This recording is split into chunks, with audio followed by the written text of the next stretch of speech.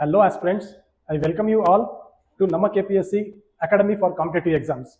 I am your mentor for Environment and Ecology, Jairam.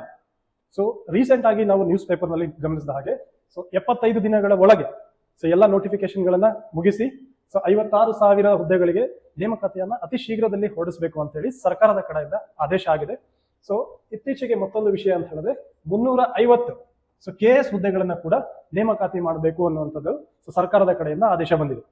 So because of which ನಮ್ಮ KPSC is planning to launch a new batch dedicated for KS aspirants on 20th May 2026. So in that batch, I am going to handle environment and ecology. So the speciality of this batch is, we are going to cover each and every keywords that are mentioned in the KPSC syllabus. As well as, we are going to discuss about the repeating themes. So prati varsha repeat agta iruvanta themes anna ನಾವು we are going to discuss in the class.